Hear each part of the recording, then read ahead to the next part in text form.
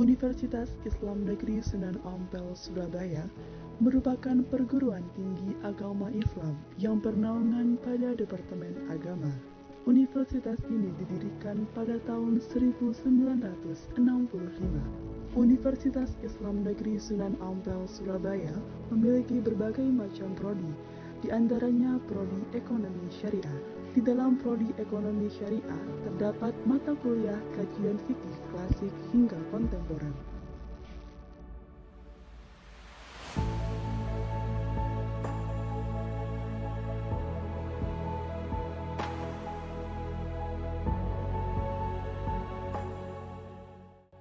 Assalamualaikum warahmatullahi wabarakatuh. Kami dari kelompok 4 mata kuliah kajian fikih klasik hingga kontemporer, Ekonomi Syariah kelas A, mahasiswa bimbingan Pak Yazid.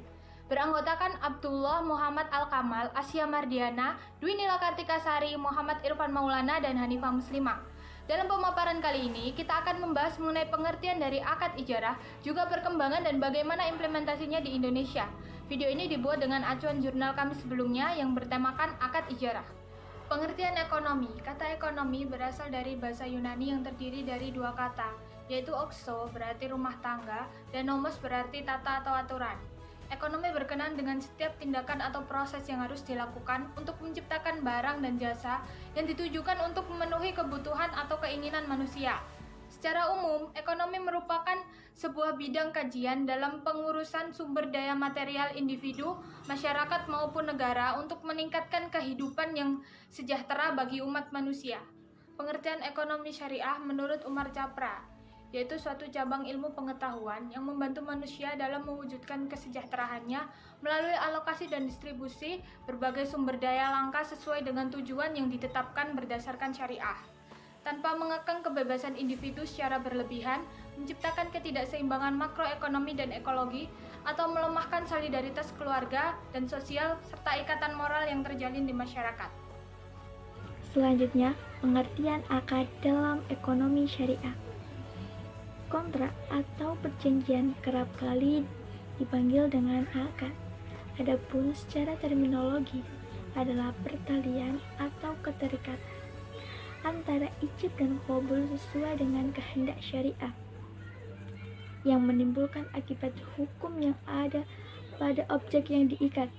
Ijab dan qabul dilakukan untuk menunjukkan ada keinginan dan kerelaan timbal balik antara para pihak yang terlibat dalam kontrak tersebut.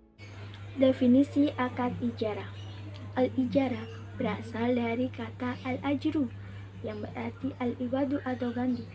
Menurut Fatwa Dewan Syariah Nasional nomor 9-DSN-MUI-4-2000, ijarah adalah akad perpindahan hak guna atau memanfaatkan atas suatu barang atau jasa dalam waktu tertentu melalui pembayaran sewa ataupun upah tanpa diikuti dengan perpindahan barang itu sendiri. Dengan demikian, akad ijarah ini tidak ada perubahan kepemilikan, hanya saja dari menyewakan pada penyewa. Nah, saya akan menjelaskan bagaimana perkembangan akad ijarah di Indonesia. Sejak dikeluarkannya Undang-Undang Nomor 23 Tahun 1999 di Indonesia tentang Bank Indonesia, sebagaimana telah diubah dengan Undang-Undang Nomor 3 Tahun 2004 yang mengakomodasi tentang perbankan syariah. Perbankan syariah berkembang pesat baik aset maupun usahanya sejak tahun 1998.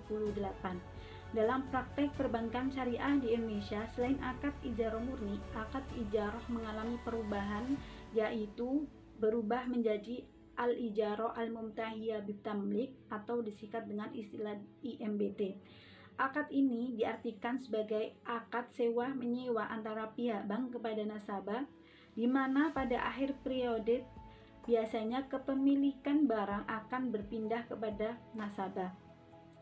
Pada umumnya, akad IMBT ini banyak digunakan dalam praktek perbankan syariah di Indonesia karena LKS lebih sederhana dari sisi pembukuan serta LKS tidak susah untuk mengurus pemeliharaan aset baik berlangsungnya sewa atau sesudahnya.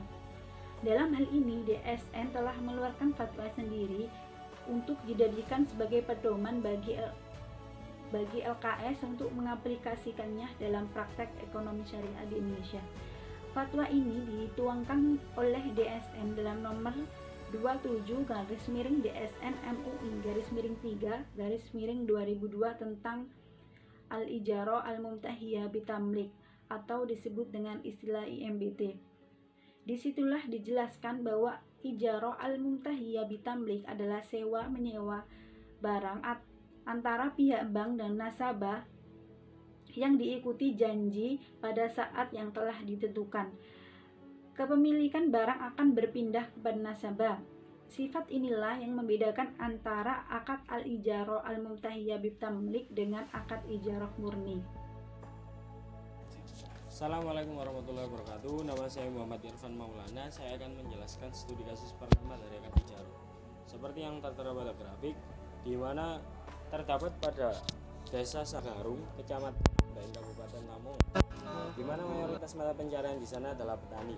Jadi akad praktik ijarah di sini adalah menyewakan lahan pertanian, di mana pada tahap pertama penyewa atau orang yang menyewa melakukannya secara tertulis dengan asas kepercayaan.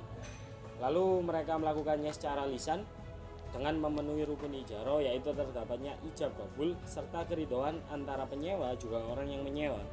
Lalu pada tahap kedua, modal yang digunakan untuk menggarap sawah akan sepenuhnya ditanggung oleh penyewa. Lalu orang yang memiliki lahan akan mendapatkan ujrah. Adapun pada tahap ketiga, ujrah akan dibayarkan tahunan dengan bentuk uang tunai sesuai dengan jangka waktu yang telah ditetapkan pada akad. Karena menurut mazhab Imam Syafi'i, akad ijarah harus mempunyai batasan waktu yang contoh kasus kedua untuk pengaplikasian ijarah di Indonesia. Ijarah sebagai akad sewa menyewa murni, dalam perkembangannya ada juga ijarah berupa IMBT, Ijarah Mumtahiyah Bitamlik, yang skemanya seperti angsuran. Pada pembelian misal kendaraan bermotor untuk masa angsuran 1-3 tahun, pada masa akhir angsuran atau masa ketiga dengan pembayaran angsuran yang sudah lunas, maka kepemilikan motor ini akan dapat berpindah kepada si pembeli. Kemudian yang kedua saya akan membawakan kesimpulan. Kesimpulan yang pertama yang kelompok kami dapatkan ialah perkembangan akad ijarah di Indonesia sejalan dengan perkembangan perbankan syariah di Indonesia.